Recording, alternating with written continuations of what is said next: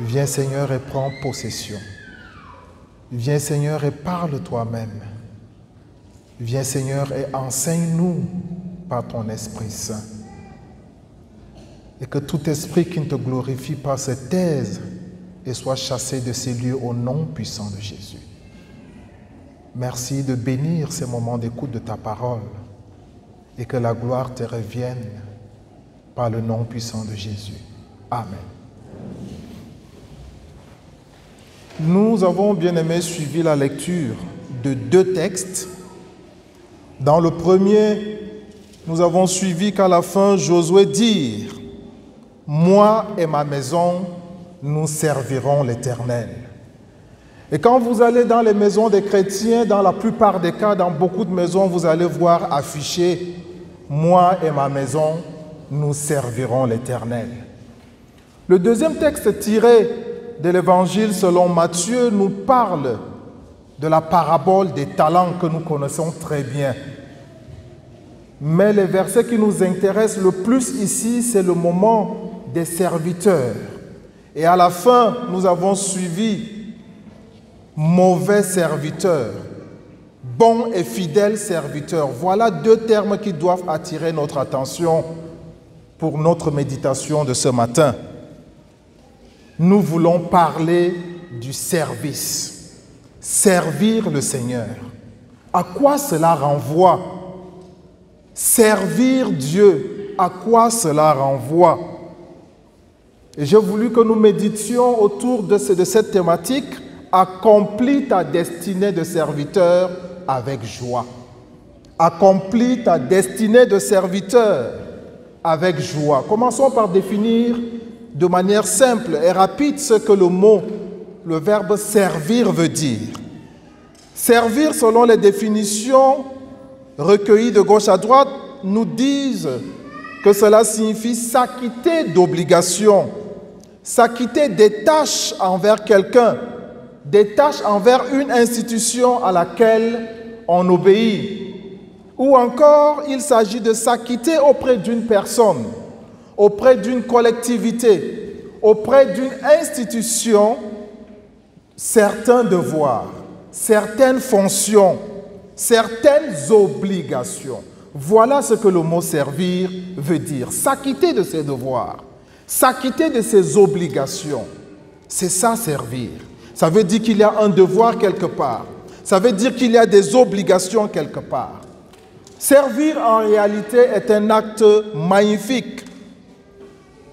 Mais servir le roi est encore davantage un privilège. Servir le roi est davantage un privilège.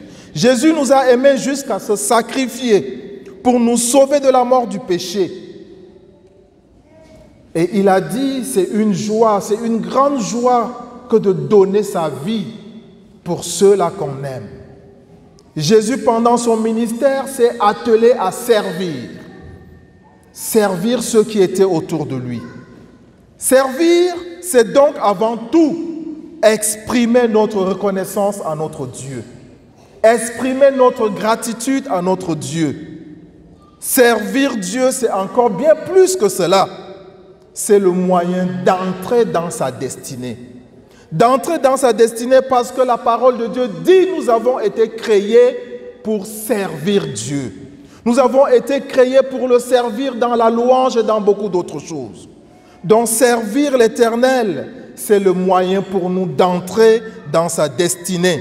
Lorsque nous servons, nous entrons dans ce pourquoi nous avons été créés. A contrario, si nous ne servons pas, nous passons à côté de notre agenda sur terre. La conversion à Dieu doit normalement produire en nous le désir de servir. Ça doit produire dans le cœur du croyant le désir de le servir avec beaucoup de joie. Servir Dieu signifie en premier lui reconnaître son autorité. Nous avons parlé d'être au service d'un roi. Nous avons parlé des obligations vis-à-vis d'une institution, des obligations vis-à-vis d'une collectivité. Nous avons des obligations. Donc servir notre Dieu, c'est reconnaître son autorité et chercher à l'honorer. Honorer notre Dieu en tout temps et dans tous les domaines. Suivons bien, dans tous les domaines. C'est ce à quoi renvoie servir Dieu. En tout temps et dans tous les domaines. Est-ce que cela consiste à chanter dans une chorale? Est-ce que cela consiste à chanter dans un groupe de louanges? Est-ce que cela consiste à participer dans un travail missionnaire? En tant qu'évangéliste, en tant que pasteur, en tant qu'ancien d'église, etc. Ou bien même de faire un travail de manière bénévole dans l'église. Et nous entendons ici l'église comme étant par exemple la paroisse de Biémassi. Est-ce que je sers le Seigneur par mes pensées, par mes paroles, par mes actes? Voilà une question que nous devrions nous poser. Est-ce que je sers le Seigneur par mes pensées, par mes actes et par mes paroles? Pour essayer de répondre à cette question, 3 autres questions seront essentielles pour nous. Premièrement, quelles sont nos motivations à servir le Seigneur? Quelles sont tes motivations à servir le Seigneur? Deuxièmement, quelles sont les conditions que nous devons réunir pour servir le Seigneur? Et enfin, les qualités requises, les qualités qu'un bon serviteur doit avoir pour servir son maître. Nous avons suivi dans la parabole du talent, on a parlé de bons et fidèles serviteurs. On a parlé du mauvais serviteur qui est envoyé dans des moments ardents de feu. Quelles sont tes motivations pour servir le Seigneur? En réalité, plusieurs motivations devraient sous-tendre notre action de servir le Seigneur, notre action de mener nos obligations, nos devoirs envers le Seigneur. Et en tant que chrétiens, nous sommes appelés à être des serviteurs de Dieu. Si tu n'es pas serviteur, tu n'es pas croyant. Il te reste encore beaucoup de choses à faire. Et le service ici, nous allons comprendre plus tard que ce n'est pas seulement être pasteur, être chantre, être ceci, dans tous les domaines. Le croyant sert Dieu lorsqu'il est motivé par le désir de glorifier son Dieu. Si tu as en toi le désir de glorifier ton Dieu, inéluctablement tu vas le servir. L'apôtre Paul dit dans 1 Corinthiens chapitre 10, verset 31, « Soit donc que vous mangiez, soit que vous buviez, soit que vous fassiez quelque autre chose, faites tout pour la gloire de Dieu. » Faites tout pour la gloire de Dieu. Si nous avons le désir de glorifier, si nous avons le désir de placer la gloire de Dieu dans toutes choses, cela va motiver notre amour, notre désir de servir le Seigneur. Deuxièmement, le croyant sert Dieu lorsqu'il est motivé par le désir d'exprimer sa reconnaissance envers celui qui l'a sauvé. Ce n'est pas parce que nous aurons un gain, ce n'est pas parce que nous serons récompensés plus tard, mais c'est pour exprimer notre reconnaissance envers ce Dieu qui a laissé son Fils unique mourir sur la croix. Juste pour cette reconnaissance-là, nous devons nous engager à servir le Seigneur dans tous les domaines de notre vie. Dans Hébreu, il est dit, c'est pourquoi, recevant un royaume inébranlable, montrons notre reconnaissance en rendant à Dieu un culte qui lui soit agréable avec piété et avec crainte. C'est ce à quoi nous sommes appelés. Nous sommes motivés dans le service afin d'être utiles à notre maître. C'est la troisième chose. C'est la troisième motivation, être utile. Si vous n'êtes pas utile à votre maître, il va vous remplacer, il va vous mettre à l'écart. Prenons un exemple, nous qui travaillons, pour ceux qui ont beaucoup de personnes à leur côté, souvent nous faisons cette remarque-là, nous avons tendance à côté des dossiers ou bien à utiliser une ou deux personnes plus que d'autres pour la simple raison, pas parce qu'il y a des affinités, mais parce que cette personne-là fait du bon travail. Parce que cette personne sert avec joie et dans l'empressement. Et souvent, sans le savoir, vous l'acculez de travail, vous lui donnez tout le travail, mais c'est plus tard que vous vous rendez compte que c'est... Donc, quand vous êtes utile à votre maître, il vous utilise encore davantage. Si vous êtes fidèle dans les plus petites choses, Dieu vous confiera de plus grandes. Quatrième motivation, c'est de partager avec d'autres. Partager avec des croyants et même des non-croyants ce que nous avons découvert en Christ. Qu'est-ce que j'ai découvert en Christ? Pourquoi je suis chrétien? Qu'est-ce que je reçois de la part de mon Dieu? Si je sais que je reçois quelque chose de bien merveilleux, la vie éternelle, la joie, la paix, l'amour, alors je vais le partager avec mon frère. Je vais le partager avec ma sœur. Partout où je suis, dans mon lieu de travail, au quartier, à la maison, je ne garde pas cette joie pour moi. C'est ça, servir Dieu. Partager avec les autres. La finalité, c'est de ramener tout le monde vers la maison de Dieu. C'est d'appeler les perdus à se tourner vers Christ. À travers nos comportements, nous sommes en train de servir les autres. C'est d'accomplir les œuvres que Dieu a préparées pour toi, pour moi. Accomplir les œuvres que Dieu a préparées pour toi, pour moi. Dieu veut que tous les hommes soient sauvés. Et il désire se servir d'instruments humains pour faire connaître sa personne et son message. Nous sommes des instruments à la gloire de Dieu. Nous sommes des instruments pour le service de Dieu. Chacun en ce qui le concerne. Chacun de manière exceptionnelle. Nous n'avons pas les mêmes capacités. Nous n'avons pas les mêmes facultés, mais Dieu nous utilise de manière individuelle en tant qu'instrument agréable pour sa gloire. Ces éléments doivent être des motivations pour nous pour servir le Seigneur. Et quelles sont donc les conditions pour servir le Maître? Quelles sont les conditions que nous devons réunir pour être de bons serviteurs? Pour bien servir, il faut comprendre d'abord qui nous sommes en Christ. Qui es-tu? Qui suis-je en Christ? Qui je suis? Cela va me permettre de mieux servir le Seigneur. L'une des premières caractéristiques du service, c'est qu'il vise le bien de l'autre. Servir, c'est viser le bien de l'autre. Albert Einstein disait, « Seule une vie vécue pour les autres vaut la peine d'être vécue. » Seule une vie vécue pour les autres vaut la peine d'être vécue. Si dans votre existence, vous n'apportez pas de la joie aux autres, si dans votre existence, vous n'apportez pas de l'aide aux autres, si dans votre existence, vous n'êtes pas là pour servir les autres, vous êtes passé à côté de votre destinée. Nous avons été créés pour servir Dieu. Servir Dieu, c'est servir notre prochain. Et c'est l'exemple que Christ lui-même a donné avec ses disciples. Il a lavé les pieds de ses disciples et il leur a dit, celui qui veut être grand doit être le plus petit et doit être le serviteur de tous. Le plus grand n'est pas celui-là qui se place devant. Le plus grand, c'est celui-là qui sert avec joie.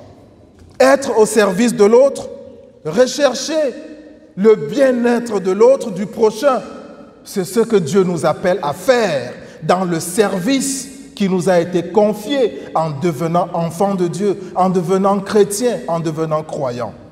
Jésus disait, « Aimez-vous les uns les autres comme je vous ai aimés. Il n'y a pas de plus grand amour que de donner sa vie pour ses amis. » Gagner des vies à Christ.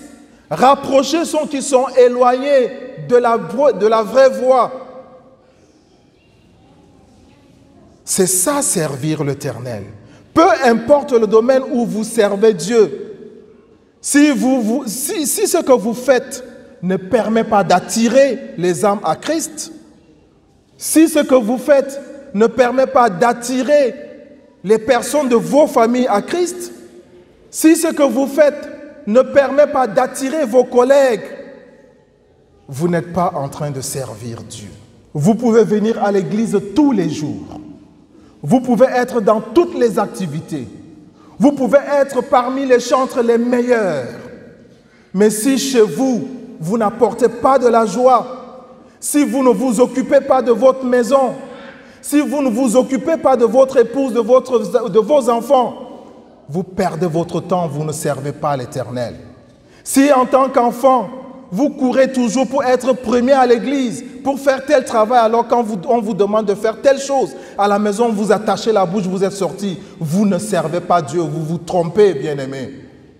Servir le Seigneur commence d'abord par chez soi.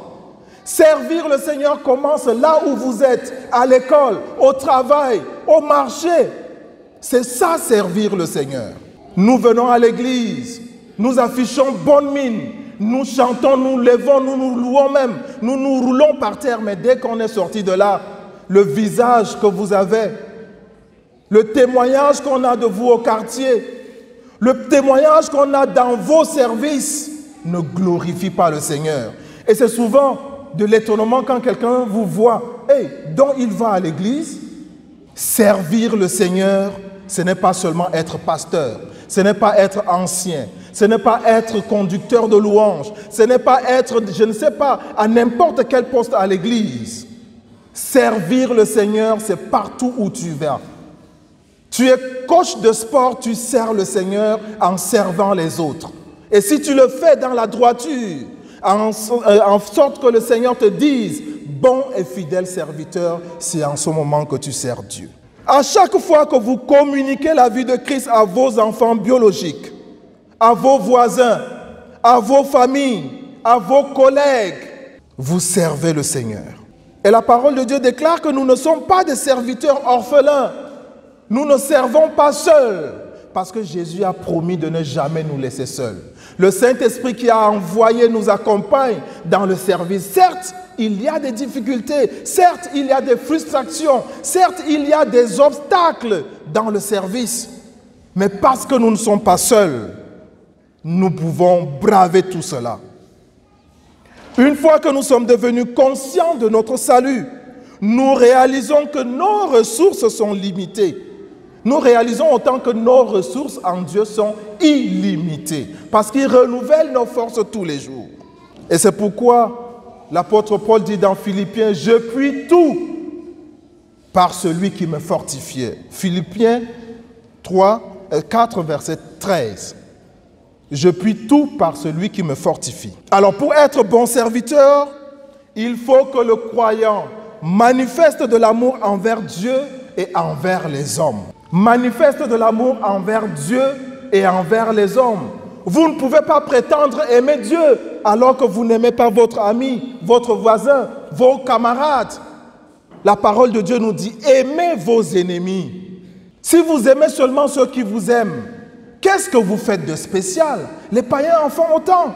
Aimez ceux-là qui vous détestent. Aimez ceux-là qui vous font du mal. C'est ça, servir le Seigneur. Un bon serviteur manifeste de l'amour pour son Dieu. Tu aimeras l'Éternel de tout ton cœur, de toute ta force et de toute ta pensée. Et tu aimeras ton prochain comme toi-même. Le bon serviteur, le croyant, marche d'une manière digne du Seigneur. En plein jour comme en pleine nuit. Que des frères soient là ou pas. Vous marchez sur une ligne, sur une conduite. Vous ne vous détournez ni à gauche ni à droite. Le fil conducteur de vos actions, c'est le Saint-Esprit, c'est la parole de Dieu. Marchez d'une manière digne du Seigneur. C'est ça le vrai serviteur. Le vrai serviteur obéit à l'ordre de Christ, qui est de prêcher l'Évangile. Prêcher l'Évangile, ce n'est pas seulement se placer devant la chair, comme je suis en train de le faire. Notre manière de faire, nos agissements, nos partages avec des frères, des sœurs, au quartier, au travail. Nous évangélisons à travers nos comportements. Parce qu'ils finiront par demander, celui-là, il est où? Pourquoi il agit? Et vous profitez de l'occasion pour parler de la parole de Dieu.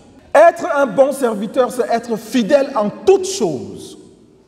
Et c'est pourquoi Dieu dit, si vous êtes fidèles en de toutes petites choses, je vous confierai de plus grandes. Souvent quand on est jeune, quand on est élève, quand on est étudiant, Et ça s'est passé aussi dans notre esprit. Quand je serai grand, quand je veux commencer à travailler, je veux consacrer ma vie, je veux donner plus d'argent. Alors que maintenant, quand j'ai 1000 francs, enlever 10 francs pour l'offrande, je crois que je suis en train de perdre. Si tu ne peux pas, dans les 1000 francs que tu as, aider ton ami, aider les orphelins, ce n'est pas quand tu auras 1 million que tu le feras. Tu te trompes. Rappelons-nous de l'histoire de cette femme veuve qui est venue jeter juste une pièce d'argent et le Seigneur a dit, elle a donné plus que tout le monde. Servir le Seigneur, c'est aussi servir avec nos biens. C'est la libéralité. Aujourd'hui, nous approchons déjà vers la rentrée. Combien d'orphelins ne peuvent pas faire leur rentrée? Combien de veuves ne peuvent pas s'occuper de leurs enfants? Combien de démunis? Qu'est-ce que tu en fais? Est-ce que tu prends la peine de voir autour de toi et de pouvoir partager et de pouvoir soutenir et de pouvoir essuyer les larmes de ces orphelins, de ces veuves? C'est ça, servir le Seigneur. Il s'agit de manifester un esprit de soumission et d'humilité envers notre roi, envers notre Seigneur, envers celui-là à qui nous apportons un service. L'engagement dans le service dépend d'un choix libre, consenti par le croyant, une décision constamment renouvelée. Et c'est pourquoi l'apôtre Paul dira dans Romains, « Je vous exhorte donc, frères, par les compassions de Christ, à offrir vos corps comme un sacrifice vivant, agréable à Dieu, ce qui sera de votre part un culte raisonnable. » Voilà la meilleure manière de servir le Seigneur. C'est d'offrir son corps en sacrifice vivant. C'est de consacrer son être pour servir Dieu. Ce n'est pas démissionner de là où on travaille. Ce n'est pas abandonner ses activités au marché pour se consacrer en plein temps. Sers Dieu là où tu es. Dans tous les domaines, tu peux servir le Seigneur. Pour terminer, quelles sont les qualités requises pour notre service chrétien? Qu'est-ce qu'il nous faut? Ou bien comment nous sommes appelés à servir avec joie? Nous sommes appelés à servir avec joie. Quand tu sers quelqu'un, parce que tu es obligé de le faire, tu n'es pas content de le faire, la personne ne sera jamais contente de ton service. Tu l'as fait de mauvais cœur. En tant que serviteur, nous sommes appelés à servir avec joie et avec empressement. Un adage dit, obéir lentement n'est pas obéir. Faire quelque chose quand on vous en oblige, en réalité, ça ne vaut pas la peine. Tout ce que vous faites, faites-le de bon cœur, comme pour le Seigneur et non pour les hommes. Que ce soit à l'église, que ce soit dans vos milieux de travail, même si vous avez un responsable, un patron qui est invivable, servez-le avec joie, parce que ce n'est pas lui que vous servez le Seigneur au travers de lui. Nous sommes appelés aussi à servir avec persévérance, quelles que soient les difficultés. Il arrive très souvent que ceux qui servent le Seigneur soient atteints par le découragement. Il arrive aussi que nous soyons atteints par les frustrations. Et on dit que l'arme la plus destructive, l'arme terrible de l'ennemi, c'est le découragement. S'aimer le découragement, la frustration, le doute. Et nous sommes dans la confusion. Et notre service n'est plus agréable à Dieu. Nous sommes appelés à servir le Seigneur. Nous sommes appelés à le servir avec joie et avec persévérance. Et nous devons retenir ceci. La persévérance, c'est le chemin le plus court vers la réussite. C'est assez contradictoire, mais c'est la réalité. La persévérance, c'est le chemin le plus court vers la réussite. Si vous n'êtes pas endurant, si vous n'êtes pas persévérant, vous n'atteindrez jamais vos objectifs. Si vous jetez l'éponge à tout moment, parce que vous avez rencontré quelques difficultés, parce que vous avez rencontré des frustrations, parce que ceux avec qui vous travaillez vous méprisent, vous abandonnez, vous n'êtes pas un bon serviteur. Et dans tout cela, nous sommes appelés, bien-aimés, à servir avec humilité. L'humilité précède la gloire. Jésus disait lui-même, je ne recherche pas la gloire pour moi-même. Lui, en tant que Dieu, en tant que fils de Dieu, il ne recherchait pas sa propre gloire. Il s'est humilié et il recherchait la volonté de son Père. Ne faites rien par esprit de parti ou par vaine gloire, mais que l'humilité vous fasse regarder les autres comme étant au-dessus de vous-même. Que chacun de vous, au lieu de considérer ses propres intérêts, considère aussi ceux des autres. Considérons, bien-aimés, les intérêts de nos frères, de nos sœurs, à l'église, à la maison, au quartier, au village, dans nos lieux de travail.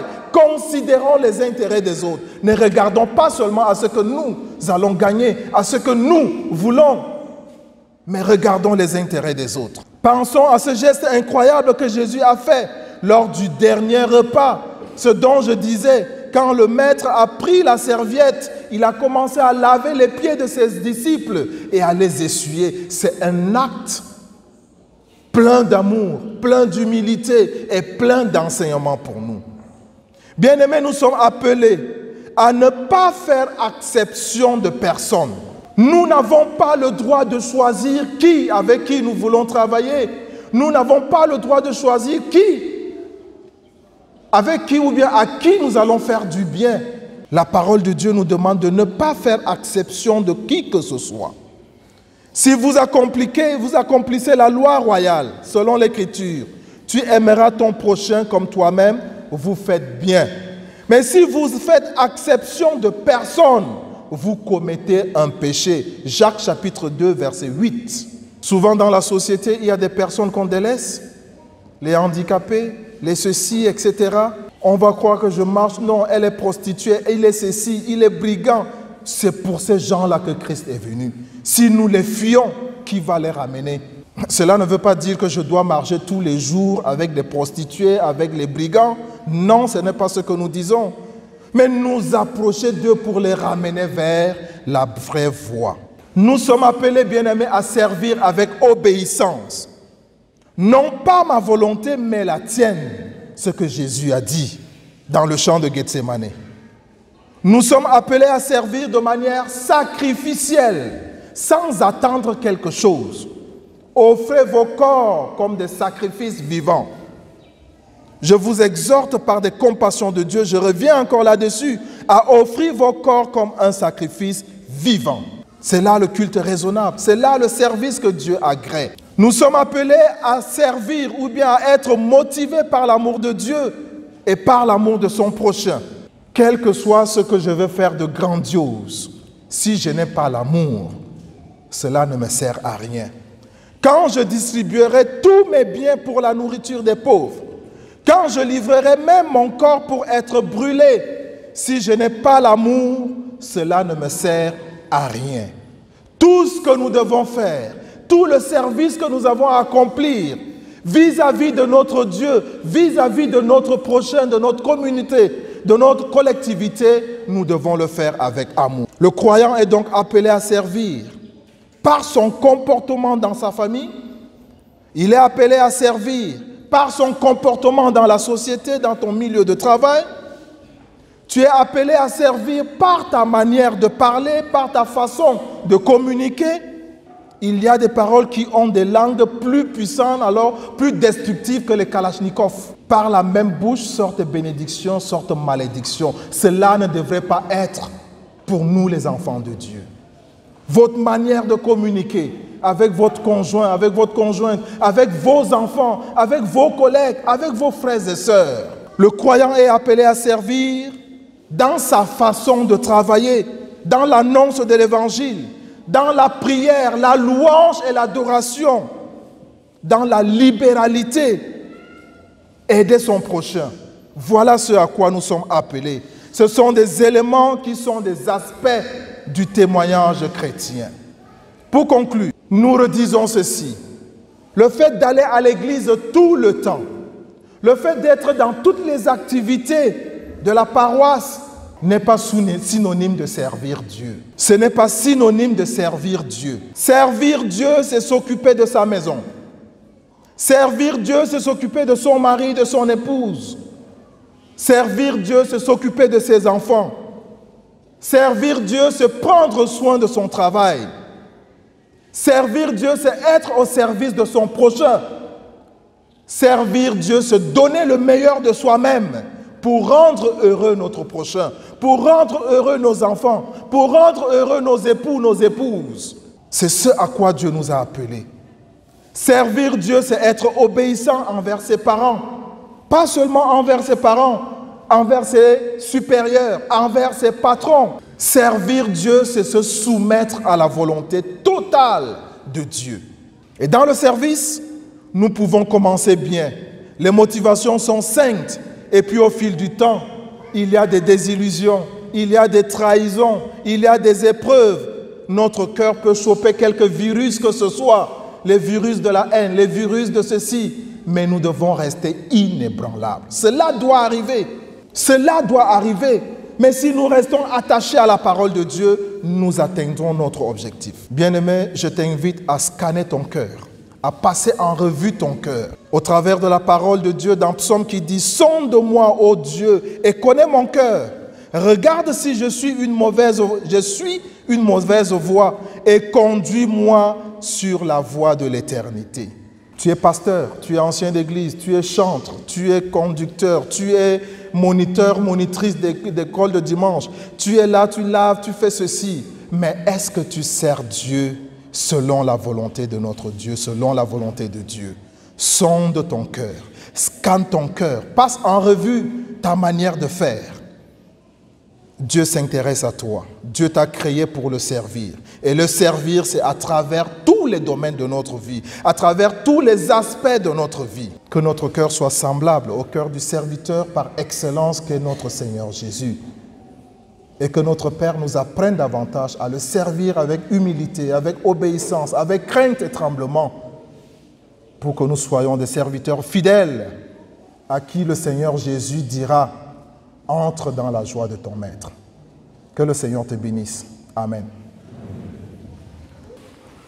Qu'il fait bon à ton service, Jésus mon sauveur, et qu'il est tout le sacrifice te t'offre mon cœur. Oh Jésus, prends, oh Jésus, prends ma fille, elle est toute à toi, et dans ta grâce infinie, Dieu m'a gardé mon désir, mon suprême, c'est ta volonté. Je veux rien, et je n'aime que ta volonté. Prends, oh Jésus, prends, oh Jésus, prends ma vie. Elle est toute à toi, et dans ta grâce infinie, Dieu m'a gardé. Comme l'ange,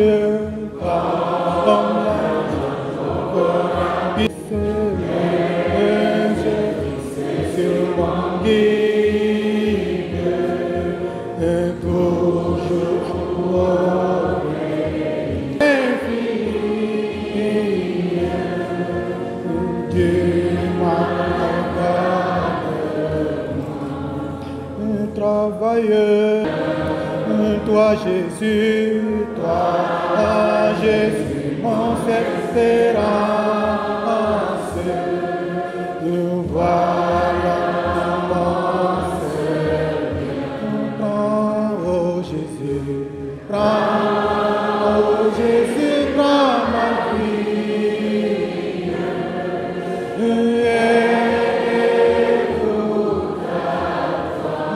Elle est toute à toi, et dans ta grâce infinie, Dieu m'a gardé. Et ensemble, vers la gloire et marchons chantons l'hymne de victoire et tout on prend oh Jésus prends oh Jésus prends ma vie et tout c'est fini tu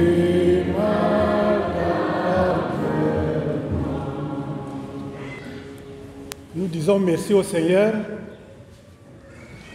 qui a inspiré notre ancien, qui nous a parlé des serviteurs. Les serviteurs, il parle ici de deux sortes de serviteurs, le mauvais et le bon serviteur. J'étais frappé par son introduction. Il disait que nous fassions les choses dans nos maisons, que moi et ma famille, nous servons le Seigneur. Est-ce que nous servons vraiment le Seigneur? Dieu a mis Adam et Ève dans un jardin. Le jardin, c'est un lieu qui fait bon vivre, un lieu de joie. Si Dieu a mis un homme à côté de toi, tu es dans un jardin. S'il a mis la femme à côté de toi, tu es dans un jardin. Vous devez plutôt exploiter ce jardin, de vivre la meilleure vie. Si ce jardin, nous transformons ça en un tatami ou bien un ring de boxe, nous ne servons pas l'Éternel. Si tu es un mauvais serviteur, reviens.